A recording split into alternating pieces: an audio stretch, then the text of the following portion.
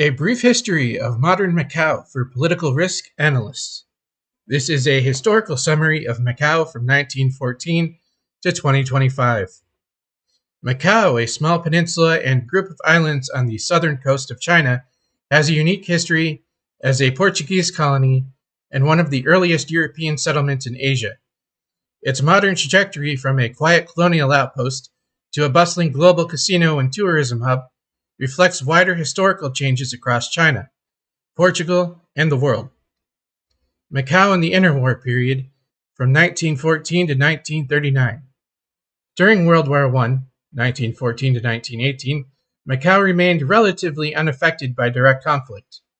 Portugal, as an ally of the Entente powers, joined the war in 1916, but Macau's strategic insignificance meant it avoided the upheaval seen in other regions. The war did, however, impact trade and maritime activity, which strained Macau's limited economy. The interwar years were marked by Macau's marginal role in global affairs and increasing regional instability. The Chinese Republican period saw turmoil in neighboring Guangdong province, including warlordism and the rise of nationalist movements. These developments had spillover effects on Macau, particularly in terms of cross-border crime and refugee flows. Despite this, Portugal maintained a tight grip on the colony, promoting Portuguese culture and language, and governing through a small elite. Macau during World War II, 1939 to 1945. World War II brought significant challenges. Though Portugal remained neutral, Macau's position made it vulnerable. Japan occupied neighboring Hong Kong in 1941, but Macau escaped full occupation due to its neutral status. Nevertheless, the Japanese exerted significant pressure, and Macau had to make economic and political concessions to avoid invasion. The colony saw a huge influx of refugees, mostly from Hong Kong and mainland China, swelling its population and straining its limited infrastructure. The war disrupted trade routes, leading to widespread shortages and poverty. Smuggling and the black market thrived, and public health deteriorated. Post-war recovery and the rise of gambling, 1945 to 1966. After World War II, Macau slowly recovered. The Chinese Civil War from 1945 to 1949 and the establishment of the People's Republic of China in 1949 reshaped the region. While Communist China closed itself off, Macau remained under Portuguese control, making it a unique enclave of Western governance on the edge of Red China. During this time, Macau began to develop into a gambling hub. In 1962, the government granted a monopoly license to Stanley Ho's Sociedade de Turismo e Diversos de Macau, or STDM, transforming gambling from small-scale operations into a major economic driver. Casinos, greyhound racing, and other entertainment venues attracted regional tourists, laying the foundation for Macau's modern economy. Political tensions and the 1966 riots. Despite its economic transformation, political tensions simmered. Inspired by the Cultural Revolution in China, pro-communist forces in Macau challenged Portuguese rule. These tensions erupted in the 12-3 incident, which is December 3, 1966, when disputes over a school construction project escalated into widespread riots. The Portuguese authorities caught off guard, eventually ceded to protester demands, including greater Chinese involvement in governance. After the riots, Portuguese administrators adopted a more conciliatory tone, allowing increased autonomy and reduced direct colonial control, while Beijing exerted more informal influence through local communist networks. The late colonial period and the road to handover, from 1974 to 1999.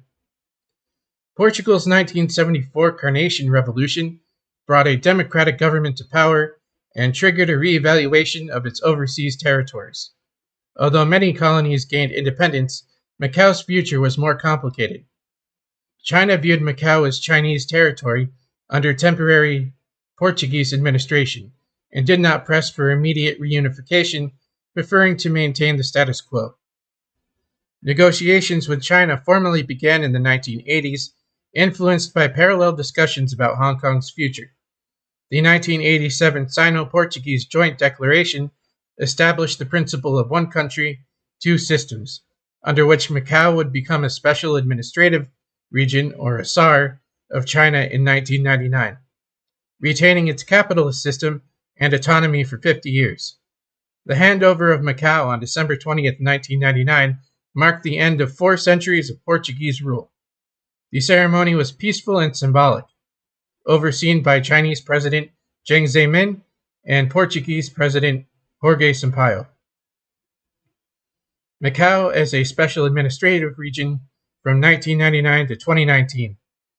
Post-handover, Macau experienced rapid transformation under the one country, two systems framework. Macau retained its legal system, currency, the Macanese pataka, and enjoyed a high degree of autonomy. The turning point came in 2002 when the government ended STDM's monopoly and issued new casino licenses. International operators, including Las Vegas giants like Wynn and Sands, entered the market, turning Macau into the world's top gambling destination by revenue. By the 2010s, Macau was earning more from gaming than Las Vegas, fueled by wealthy Chinese tourists. The Cotai Strip reclaimed land between the islands of Taipa and Kowloon. Became the site of mega resorts and luxury malls. This boom also led to problems which include economic inequality, housing shortages, and overdependence on gaming. The government began promoting diversification, including cultural tourism and finance, but progress was slow. COVID-19 and reorientation from 2020 to 2022. The COVID-19 pandemic was a major shock. Macau's economy, reliant on tourism and gambling, contracted sharply due to border closures and lockdowns. Visitor numbers plummeted, and the government provided subsidies to support residents and businesses. China's zero-COVID policy limited Macau's recovery until late 2022.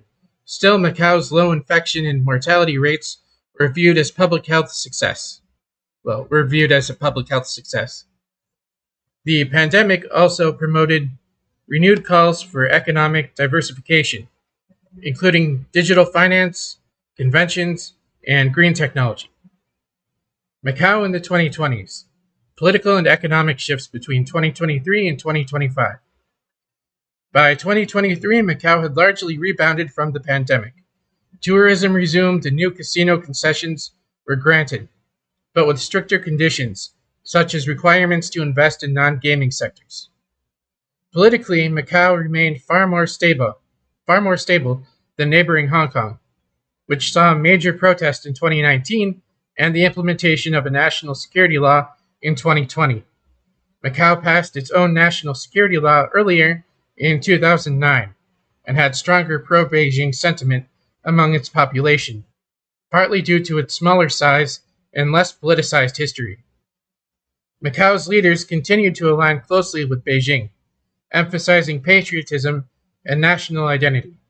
Education reforms included more focus on Chinese history and civic loyalty. Economically, Macau began pushing ahead with its Greater Bay Area integration, a regional development plan linking Macau with Guangdong and Hong Kong. Infrastructure such as the Hong Kong-Zhuhai-Macau Bridge, which opened in 2018, improved connectivity, while cross-border collaboration on innovation and finance intensified. Looking ahead, from 2025 and beyond. As of 2025, Macau stands at a crossroads. While gaming still underpins its economy, it faces growing pressure to diversify, particularly as China discourages excessive gambling. Macau's government has committed to boosting sectors like health tourism, traditional Chinese medicine, green industries, and education. With the 2049 expiration date of One Country, Two Systems looming on the horizon, There are questions about how Macau's governance and freedoms might evolve. However, its relatively smooth integration with China, coupled with Beijing's favorable view of its loyalty, suggests a more gradual path compared to Hong Kong. Macau's unique blend of Portuguese heritage, Chinese culture, and cosmopolitan flair continues to make it a fascinating case study in post colonial identity, economic transformation, and geopolitical strategy.